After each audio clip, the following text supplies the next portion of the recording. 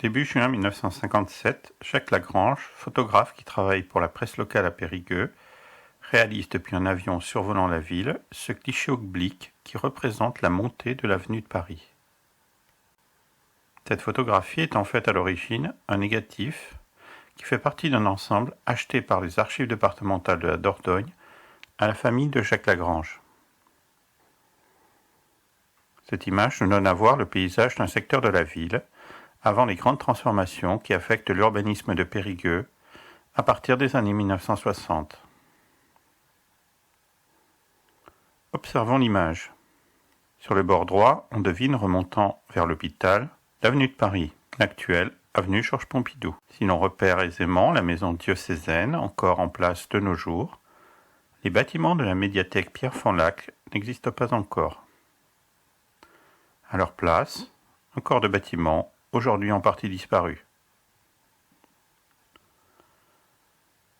Rapprochons-nous.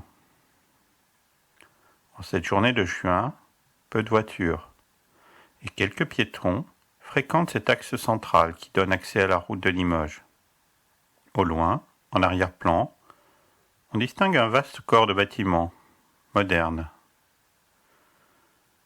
C'est le nouvel hôpital civil et militaire de Périgueux. Flambant neuf, il vient d'être construit entre 1950 et 1953. Mais revenons au centre de l'image.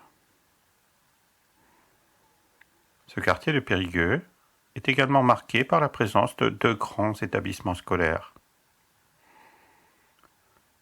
Au premier plan apparaissent les bâtiments de l'actuel collège-lycée Saint-Joseph. Cet établissement privé catholique a été construit entre 1879 et 1896 sur des terrains acquis par l'évêché. Le second établissement scolaire qui jouxte celui de Saint-Joseph est l'ancien collège de jeunes filles de Périgueux, devenu lycée d'État en 1937. Accueillant uniquement un public féminin, cet établissement a ouvert ses portes à l'automne 1908. Il a été élevé sur une propriété privée, le domaine dit Bellussière. Au moment où la municipalité de Périgueux décide à l'été 1906 de doter la ville d'un établissement féminin, la presse républicaine locale salue l'initiative qui permettra d'arracher les jeunes filles des bonnes familles de la ville et du département à l'influence du clergé, en confiant notamment leur éducation à un personnel enseignant strictement féminin et laïque.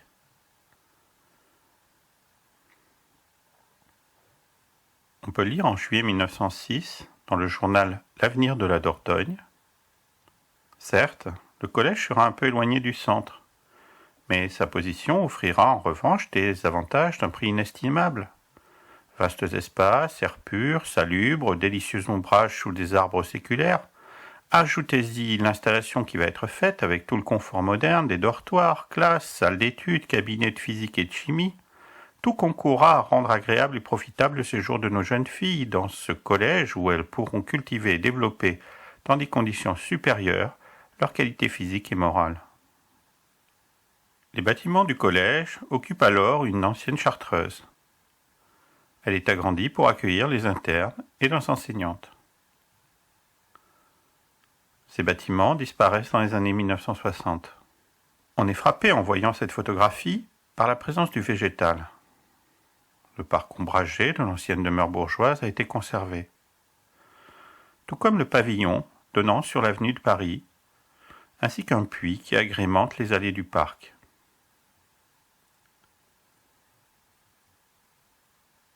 On note aussi, à l'emplacement de ce qui est devenu le parking du lycée, d'un jardin potager dont les légumes servent alors à la restauration des élèves internes.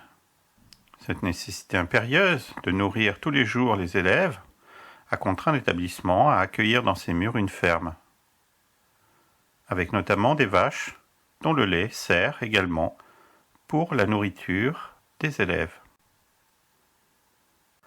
Le fermier, qui était aussi le jardinier, disposait de son logement, aujourd'hui entièrement disparu.